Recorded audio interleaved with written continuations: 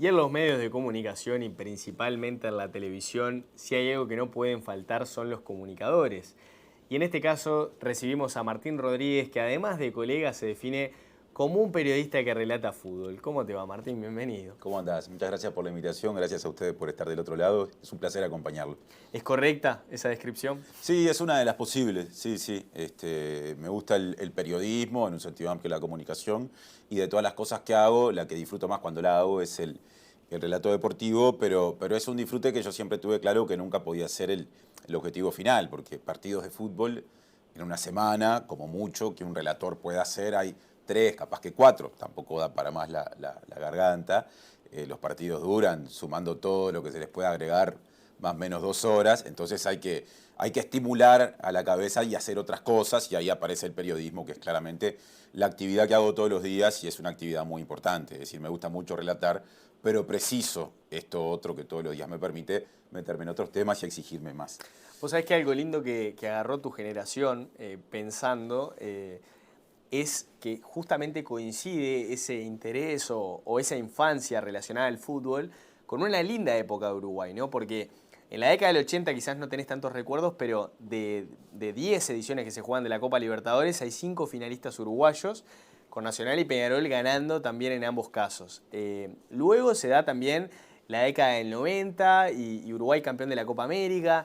¿Crees que todo eso también incidió en que te gustara tanto y te llegara de esa manera el fútbol? Bueno, en realidad en mi caso el gusto por el fútbol está vinculado en primer lugar con algunos integrantes de mi familia, sobre todo mi padre que es futbolero, después con amigos del barrio, ¿no? que de chico hicieron que yo entrara en esa lógica muy propia de mi generación, que era jugar al fútbol en la calle, en los momentos libres. Y bueno, y empezar a ir al estadio, soy de un barrio, no vivo ahora ahí, pero me crié en La Blanqueada, que es muy cerca del Estadio Centenario, entonces para mí ya en esa época más de la adolescencia, cuando empezabas a independizarte y capaz que con la cédula solo entrabas gratis a un partido, ir al estadio, andar en la vuelta del estadio era algo relativamente común, ¿no? Para ¿Se mí el entraba estadio, gratis con la cédula solamente? bueno, mira, en los 90, en la época de mi adolescencia o preadolescencia, infancia todavía, ¿no? Terminando la escuela, comenzando el liceo, había muchos partidos en los que los menores de 12 años entraban gratis y a veces los de 14. Mirá, Entonces, hasta capaz que segundo, casi tercero de liceo, cada tanto tenías la chance de ver a tu cuadro en el Estadio Centenario qué bien. sin pagar. Y bueno, y ahí surge el gusto por el fútbol. Igual, volviendo a tu pregunta, esa ya no era una época buena a nivel de clubes en términos internacionales. Ya ahí Exacto. hacía cerca de una década que las Libertadores no se daban, y fíjate vos todo lo que pasó después. Pasaron muchos años y ya no se dieron más, por lo menos hasta ahora, ¿no? Es cierto, es cierto. Ahora, también vos te escuchaba en una entrevista hace muy poquito que marcabas la figura de tu papá, ¿no? Como esa influencia o por lo menos ese primer contacto con el fútbol llevándote al estadio. También en su momento contaste, ¿no? Que sos hincha de Nacional y eso en el periodismo deportivo tiene también como cierta connotación. ¿Por qué te animaste a dar el paso? ¿Alguna vez tuviste alguna conversación con tu padre sobre eso de decir el cuadro del que eras hincha? No, con él de eso no hablé. Evidentemente, mi padre, como pasa tanto hasta hoy en las familias y los vínculos, incidió por esa cosa que es casi un juego cuando sos chico, en el hecho de que yo me hiciera hincha de Nacional. Este, yo lo que siempre sentí con respecto a ese tema, ¿no? ¿Por qué los periodistas que trabajan en deporte en general no dicen de qué cuadros son? Es que a veces pesa más en cómo la gente mira eso la sospecha que la certeza. Es decir, mientras un tipo no dice soy hincha de tal equipo, parece que todo lo que dice cuando opina, cuando relata, cuando trabaja, está bajo sospecha, ¿no? Porque Ujú. claro, si opinó esto, debe ser porque es hincha de tal equipo, piensa la gente. Y me parece que cuando vos decís de qué cuadro sos, desactivás eso.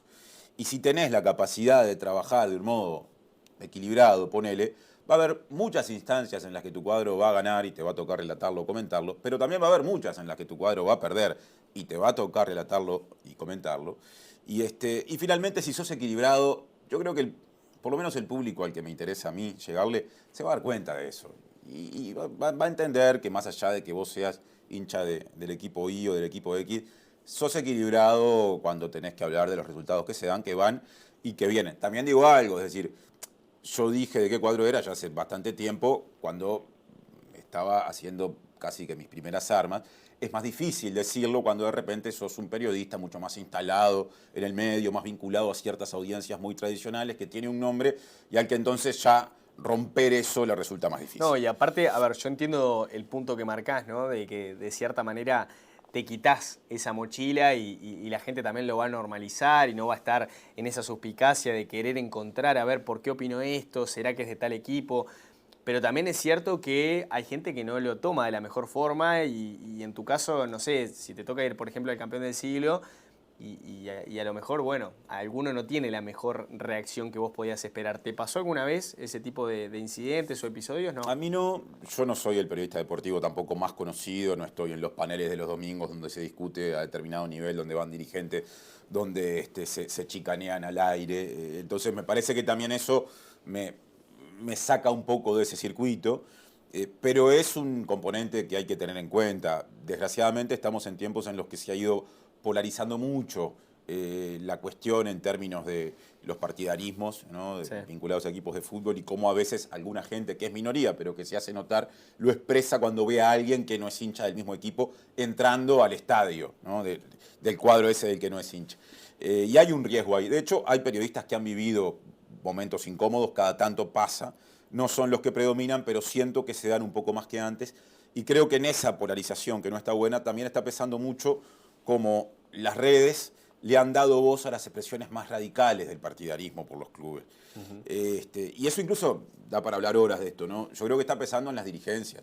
Esto de que los equipos grandes tengan 3 técnicos por año, ¿no? Esa falta de estabilidad que a mí me asusta de las dirigencias, creo que está vinculada con la mayor llegada que tienen los discursos más críticos a partir del momento en el que la gente empezó a tener canales de expresión personales, que son esas redes. Lo que antes era la charla en el almacén de la esquina, cuando alguien decía no me gusta el técnico, ahora es una presión que pocos dirigentes sostienen. Y ahí tenemos un problema que finalmente es deportivo porque no hay proceso que dure si nos guiamos por esa lógica.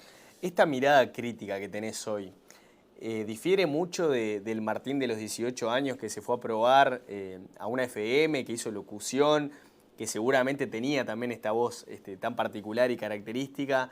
¿Eras también así de pensante con 18 años o fue una mirada que empezaste a construir a medida que entraste en este terreno? Bueno, eso de si soy muy pensante o poco pensante no corre por... no lo debo decir yo. No sé, yo tengo la impresión de que todos con el tiempo vamos agregándole a la primera base con la cual salimos a buscar trabajo, a probar suerte, cosas, ¿no? Que se dan en el camino. Y en eso inciden, me parece que muchos factores.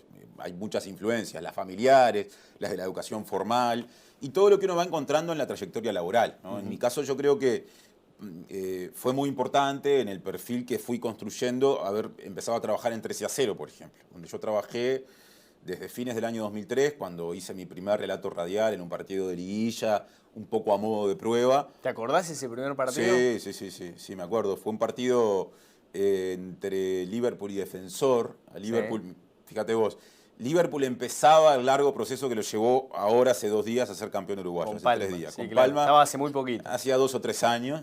Sí. Había vuelto a primera después de su descenso, cuando había tocado fondo casi que a fines de los 90. El técnico era Julio Rivas, que fue el primer técnico o el segundo por el que Palma apostó para generar un equipo competitivo. En ese año de vuelta a primera, Liverpool estuvo bastante arriba, jugando un fútbol muy distinto al de los últimos años, ¿no? La búsqueda era claramente por otro estilo. Y en esa liguilla Liverpool arañó meterse en Copa Internacional viniendo de la B y se le escapó por poquito. Y bueno, ese partido lo ganó, me acuerdo, Liverpool 1 a 0. Y ahí empecé a trabajar en 13 a 0. Con el profe Peñairú, allá como relator de la transmisión, segundo relator, suplente, digamos, hasta la pandemia prácticamente, hasta marzo del 2020. Ahí es cuando hay una posibilidad de ir hacia otra radio, M24, y termino ese ciclo, pero me parece que en esos años, ¿no? Habría que hacer la cuenta, 17 años más o menos, fui encontrando la confianza y los estímulos en ese ambiente laboral, como para ir agregándole a la base, lo que te decía recién, esas cosas que, bueno, que hacen que sea el que soy ahora, con lo bueno y con lo malo. Ahora, viste que, por ejemplo, yo escuchaba hace unos días nada más hablar a Máximo Goñi de esto y mencionar el tema de la magia que tiene la radio en cuanto al relato. Y yo creo que esto era un énfasis que se hacía incluso antes, cuando los partidos no se televisaban. Probablemente en esa época que vos hablás, no todos los partidos eran emitidos por televisión y también uno le ponía cierto color y cierta emoción para poder deleitar a la persona que estaba al otro lado escuchando. Ahora, Hoy en día sigue habiendo un público muy fiel en la radio, pensar los autos, en la gente que está trabajando, que escucha los partidos por radio. ¿Vos creés que sigue estando esa posibilidad de ponerle magia y ponerle emoción, más allá de que los partidos sean televisados? ¿Tiene algo diferente la radio en eso? Y sí, claro, la radio a vos, independientemente de que la persona pueda estar mirándolo, Sí. eso no lo sabés, te obliga a trabajar pensando en que no lo está mirando. Entonces, vos sos los ojos de esa persona y por ende, en el relato deportivo radial, tenés que brindar muchos detalles, ¿no? Es una tarea que hay que hacer rápido, a un volumen de voz elevado y tratando de contar todo lo que te parece importante, que no es todo lo que ves. Estamos hablando siempre de priorizar el juego. Esa es una tarea de mucha exigencia, cansa bastante, cansa la cabeza, ¿no? Porque todo lo que decimos sale por la voz o pasa por las cuerdas vocales, pero lo procesamos primero y eso a una velocidad tan rápida, de un modo tan acelerado, digamos que cansa, es una exigencia. Si le habrás pifiado también alguna vez, Mil ¿no? veces, mil Sí. veces, claro, es inevitable.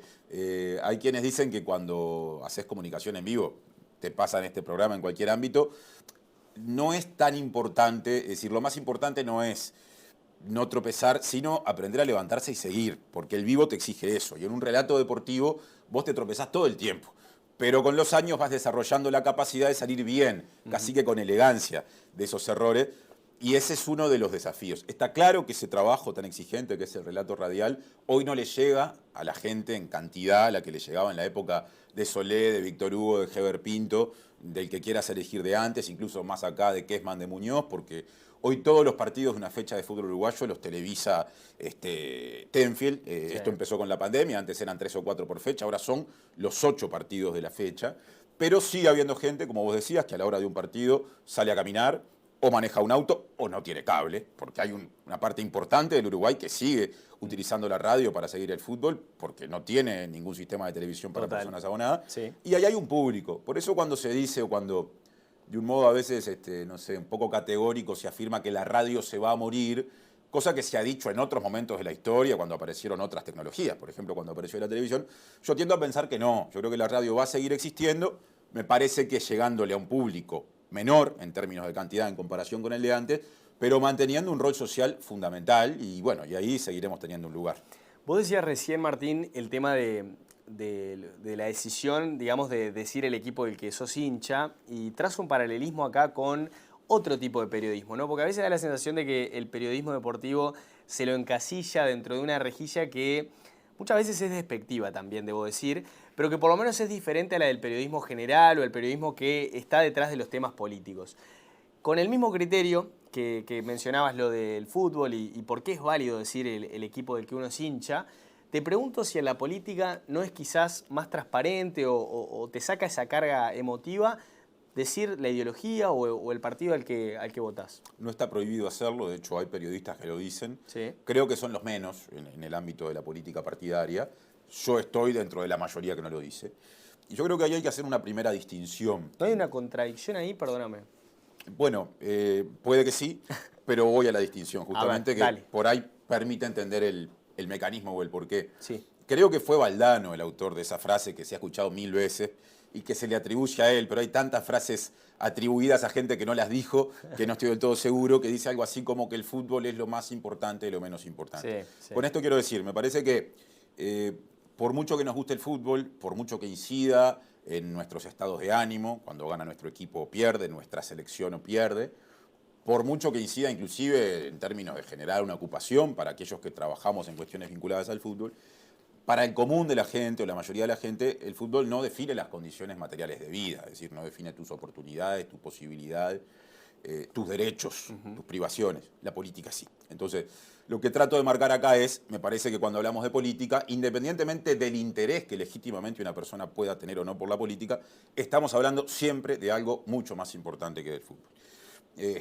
Y entonces a mí eso me lleva a pensar que es un ámbito en el cual, sobre todo si uno se propone hacer un periodismo que pueda dialogar con, no voy a decir todas las voces, porque nunca se habla con todas las campanas. Campanas hay tantas como personas, pero por lo menos con la mayoría de las sensibilidades políticas, conviene ocupar un lugar de cierto equilibrio. Y yo creo que ese lugar de cierto equilibrio se pierde cuando se manifiesta abiertamente un partidarismo político, ¿no? Entonces, por eso mismo a mí me parece que es importante manejar la cuestión de la pertenencia, si es que una persona la tiene, o la cercanía, si es que una persona la tiene, una corriente ideológica o partidaria, de un modo distinto a cómo manejamos algo, a mi criterio, mucho más superficial, que es decir, soy hincha de Nacional o de X equipo. Ahora, también viste que se da algo similar con el tema de marcar perfilismo en determinadas causas, cuando al periodista se lo cuestiona diciendo, bueno, si vos sos militante de tal causa, ¿cómo puede ser que realices una cobertura lo más objetiva posible al ir a una marcha bueno, de esa actividad, ¿no? Y te pongo el caso de, por ejemplo, la marcha LGTB, ¿no? O sea, eh, a veces hablar de fútbol y decir la palabra gay parece mala palabra también, y de esto has hecho mención vos, pero también tomaste una decisión que quizás fue un punto de inflexión en tu carrera al decir abiertamente algo bueno, que quizás mucha gente tenía curiosidad de saber, otra tal vez no. Vos fuiste por ese camino. Y te quiero preguntar en este sentido de las coberturas o incluso dentro del ámbito del fútbol, ¿qué repercusión ha tenido con el diario del lunes? ¿Crees que fue una buena decisión? ¿Realmente fue un paso adelante? O bueno, hoy en día lo hubieses tomado con otra postura? No, fue un paso adelante, pero pensando en mi vida directamente, ¿no? Yo, es decir, después de un largo proceso, empecé en un momento con mucha dificultad a hablar con la gente más querida y más cercana de mi orientación sexual, y siempre tuve claro algo, y eso me parece que lo pude avisorar o lo vi de antemano con acierto, y era que al trabajar en el fútbol, cuando yo empezara a cerrar ese círculo de hablar con toda la gente, que a mí me parecía que era la gente que tenía que saber quién era yo realmente, eso naturalmente se iba a filtrar, iba a llegar e iba a llamar la atención, e iban a venir colegas a decirme, che, me enteré de esto, ¿a vos te interesa hablar de esto? Yo siempre tuve claro que eso iba a pasar. No tomé la decisión de comunicarle a la gente a la que quiero cuál es mi orientación sexual, ni de vivir abiertamente mi orientación sexual para que eso pasara. Simplemente supe por un tema racional que eso iba a pasar porque conozco las lógicas sociales, mucho más las lógicas periodísticas. Y siempre tuve claro que si eso pasaba y si venía un colega a decirme, che, me enteré de esto, ¿te interesa hablar? Mi único filtro iba a ser lo serio o no que a mí me resultara el planteo según qué colega fuera, básicamente. Y cuando eso pasó, la primera vez que pasó fue Diego Muñoz, la primera persona que vino a decirme, che, me enteré de esto, ¿a vos te interesa hablar? Como a Diego lo conozco y siempre me garantizó seriedad, le dije, bueno, dale, sí, vamos a hablar. Y ahí se hizo público. Pero en realidad fue la última consecuencia de un proceso absolutamente personal que yo realicé para sentirme mejor, para estar mejor conmigo, con las personas a las que me rodean.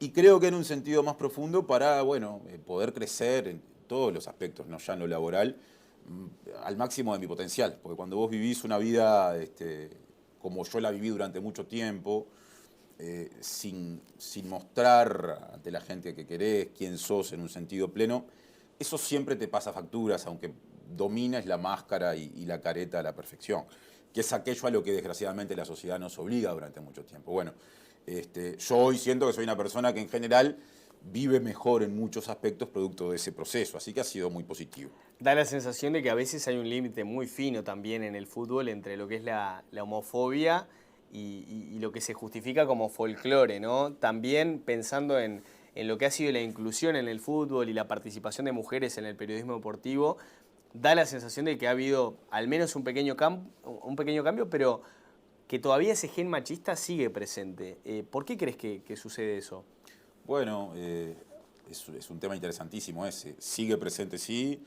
El fútbol llegó a Uruguay como una expresión popular muy potente que completó un proceso que ayudó en la construcción de un proceso de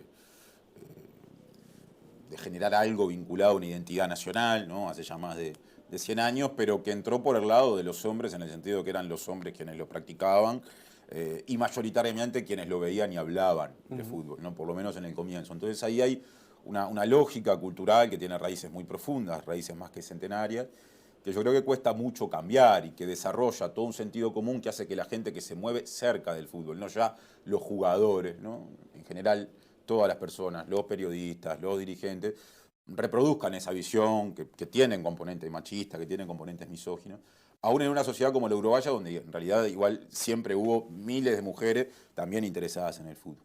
Eso cuesta mucho que se rompa, y por más que en los últimos tiempos, ¿no? Ya tenemos creo que cerca de 30 años de campeonatos de fútbol femenino bajo la órbita de la AUF, hay cada vez más mujeres que los juegan, cada vez más mujeres que incluso trabajan en la comunicación deportiva, sigue estando igual ese proceso muy lejos de su maduración o de poder generar un escenario de cierta paridad, y esto se alimenta de muchas cosas, también de cuestiones de mercado, ¿no? El fútbol uruguayo de hombres, que hay quienes definen como una especie de profesionalismo en alpargatas. En el caso de el fútbol femenino, ni siquiera está cerca de esa condición del masculino, es decir, por mucha carencia que haya en el fútbol que juegan los hombres, ¿no? El fútbol que la gente más sigue, esa precariedad propia del fútbol uruguayo es un lujo en comparación con las condiciones que las chiquilinas tienen que afrontar para competir cotidianamente. Así que pongo simplemente ese ejemplo para demostrar que es un proceso en el que se ha avanzado, pero que creo que todavía tiene muchos pasos pendientes. Ni que hablar de que es un tema recontra trillado, lo tabú que es para los futbolistas el tema de la homosexualidad, ¿no? Pero digo, ¿alguna vez te pasó que se te acercó algún futbolista para hablar de esto? ¿O alguna vez tuviste una relación por fuera de lo profesional con algún deportista? No, no, porque no es lo más común. También es cierto que yo en general, en los últimos años en particular, he tenido un vínculo con el fútbol que no es de la cotidiana. Yo ya hace capaz que una década que no hago periodismo deportivo todos los días. Soy un periodista, como decíamos al comienzo, que cada tanto relata partidos de fútbol de un modo más bien zafral en este momento. En algunos torneos, en algunos medios, ¿no? Ahora, por ejemplo, estamos haciendo en Radio Mundo con un grupo de amigos de la cooperativa de trabajo, por decir algo, únicamente los partidos de la selección en las eliminatorias, ¿no?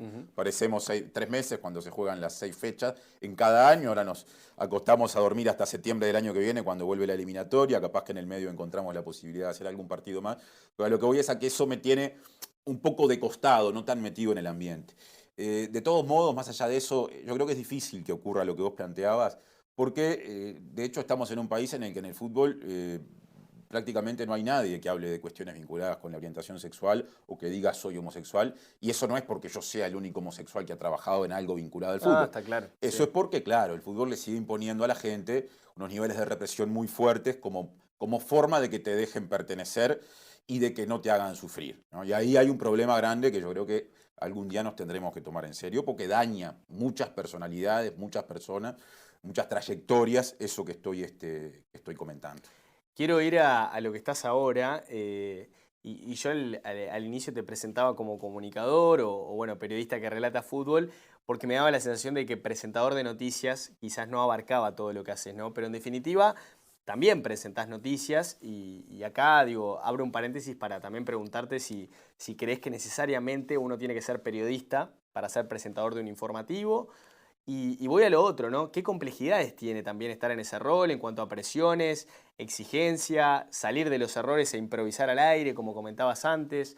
¿Cómo lo has podido manejar a lo largo de los últimos años? Bueno, yendo a la primera parte de la pregunta, no necesariamente hay que ser periodista, pero creo que es mejor si uno es periodista, porque si bien puede desarrollar la tarea una persona que tenga una buena salida al aire, que lea bien, que lea el teleprompter bien o el papel, el soporte en el que estén las noticias, cuando uno a eso le pone acompañamiento periodístico, las posibilidades que tiene de enriquecer esa tarea de comunicación e incluso de resolver mejor otras cosas que se dan en el vivo, desde darle paso a un móvil hasta hacer una entrevista improvisada de un tema que surgió en el momento y que se va a abordar de esa forma, aunque no sea la más habitual, son infinitamente mejores que cuando uno simplemente es un buen locutor o lector de noticias. Primer punto, ¿no? El periodismo siempre suma, ¿no? La capacidad de agregarle algún elemento intelectual, de procesar la información que se está dando, de ponerle un contexto, de hacer una buena repregunta, es algo que siempre tenemos que ponderar y que valorar en esta tarea.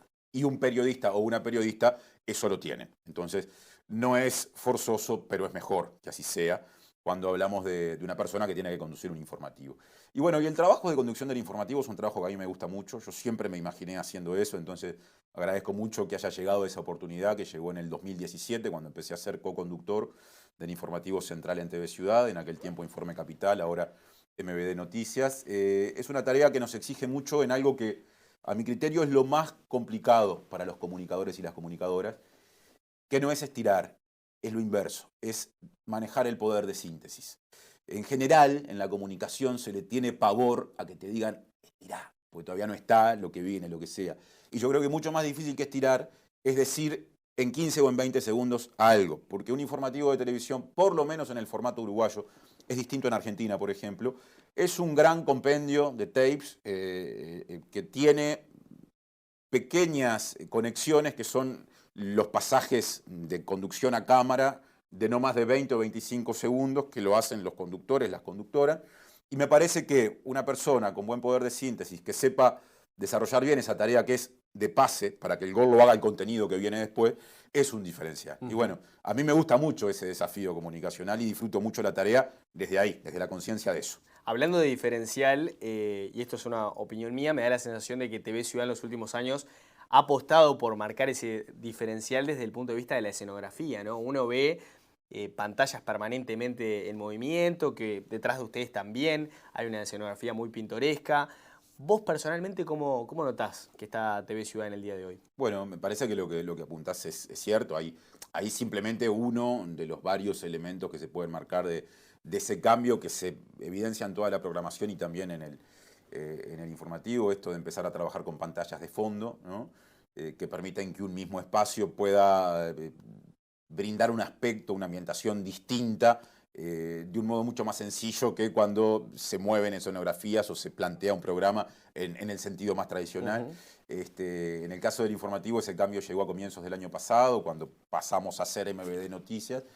Y por ejemplo, ¿no? Por poner otro ejemplo de lo que nos cambió en la cotidiana, pasamos a hacer el informativo de pie, que es otra tendencia que en otros lados se estaba dando hace mucho y que en Uruguay llegó más recientemente. En Argentina es un clásico, ¿no? Exactamente, y hay gente que en Argentina lo hace, sobre todo en las cadenas de noticias, durante, qué sé yo, no sé cuántas horas, en unos programas larguísimos, en los cuales aparte se da esa exigencia física. Eso hasta te cambia cuestiones que por ahí del lado de la audiencia no se aprecian, pero que inciden en cómo hacemos el trabajo, que son la gestualidad, en el tipo de comunicación que haces, cómo mirás a tu compañero, cómo triangulás mirando la cámara e involucrando a la gente que está del otro lado. Eso cansa más. También puede servir para descontracturar, pero genera otros desafíos que son físicos. En fin, todo eso vino el año pasado y me parece que es parte de nuestra profesión, adaptarse a esos cambios, que son cambios que están dentro de lo tolerable. Hay otras cuestiones que, bueno, que por ahí no se transan, pero esas me parece que son aquellas que tenemos que incorporar siempre. Vos me decías recién que tal vez hay pequeñas cuestiones que la gente que está del otro lado no se da cuenta, pero ¿qué percepción crees que tiene el televidente o el ciudadano de a pie de TV Ciudad hoy, ¿no? Y de estos cambios también que se han implementado? Bueno, el canal está en un tiempo en el que muchas personas que trabajamos allí notamos que genera más repercusión que en otro tiempo, pero eso no es por los cambios que se hayan hecho en los últimos 2 o 3 años, creo que esa es una acumulación. TV Ciudad nació como un canal que se podía ver durante sus primeros, capaz que cerca de 20 años de vida, hasta el 2015, si no me equivoco, únicamente por cable, y si no me equivoco, solo por los cables de Montevideo, o fundamentalmente por los cables de Montevideo, y pasó a ser, a partir del año, si no le erro, 2015 más o menos, o sea, ni siquiera hace una década, un canal de aire, digital. O sea, en Montevideo pasamos de tener los 4 canales, que es una idea que está muy metida en la cabeza de la gente, a tener 5, ¿no? Eso ya implica romper un esquema que hace que se llegue a un nivel de audiencia potencial mayor, que en el caso de TV Ciudad es en Montevideo y el área metropolitana. Y me parece que eso explica esto de que, esto lo dicen sobre todo algunos compañeros y compañeras que trabajan hace más tiempo que yo en el canal, yo todavía no hace 10 años que estoy, hace 7, pero explica que uno sienta más repercusión a cambio del trabajo.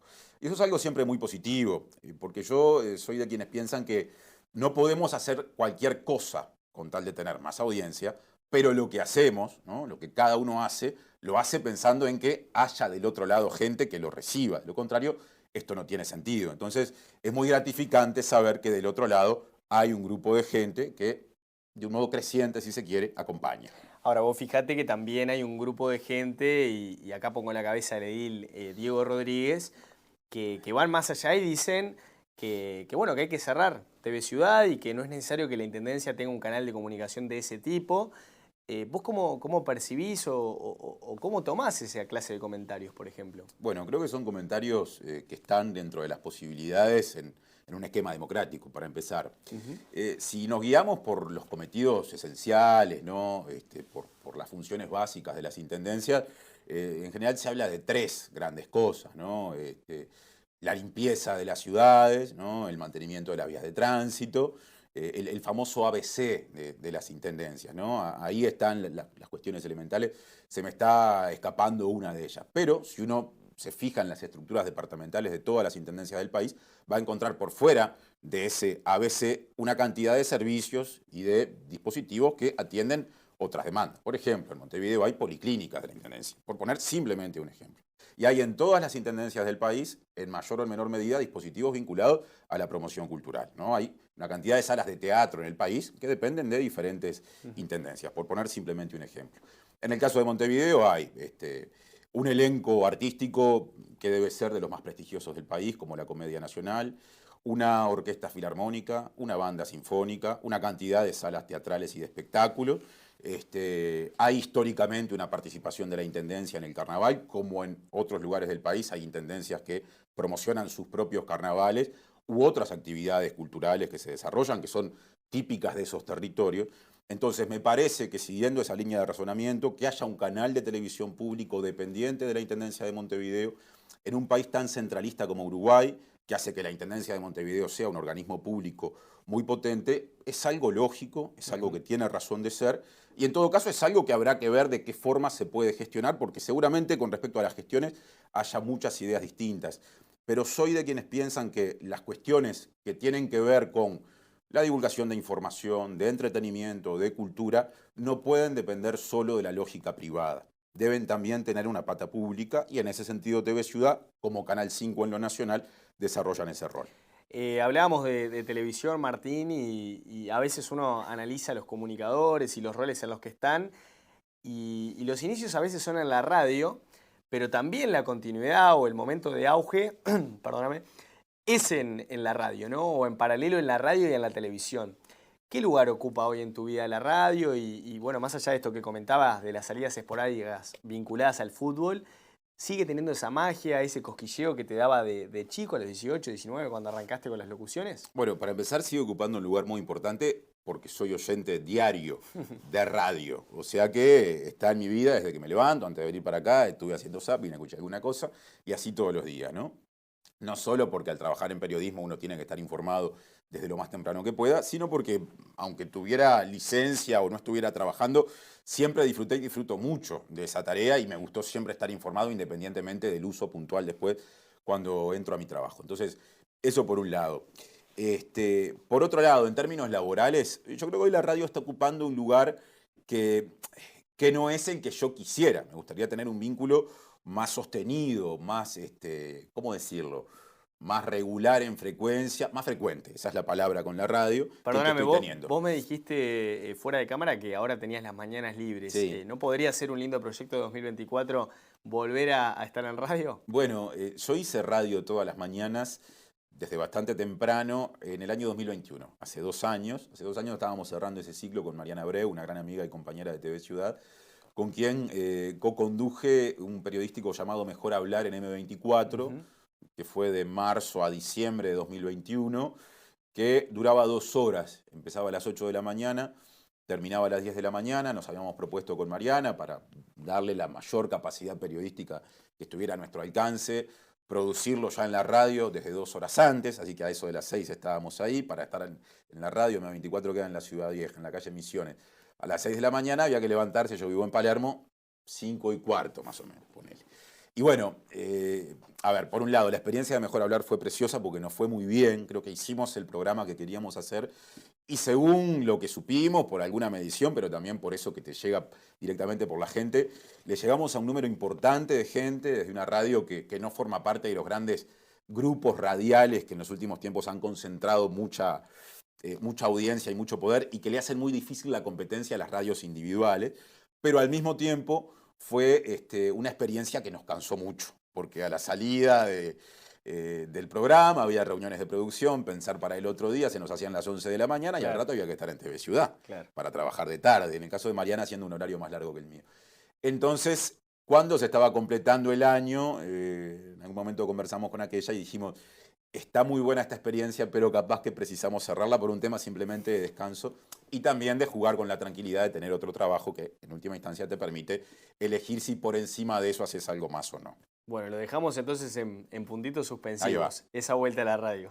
ahí va. Capaz que en algún momento se da. Sí, yo creo que se va a dar. Habrá que ver el horario, el formato, el programa, pero es algo que va a venir. Uno Siempre cuando está empieza a ahí. trabajar sabe que estas cosas ocurren y los mercados se están poniendo siempre, o en los últimos tiempos creo, un poco más dinámicos que antes, los cambios son continuos y eso que puede ser un problema cuando uno está adentro es una oportunidad cuando uno está afuera.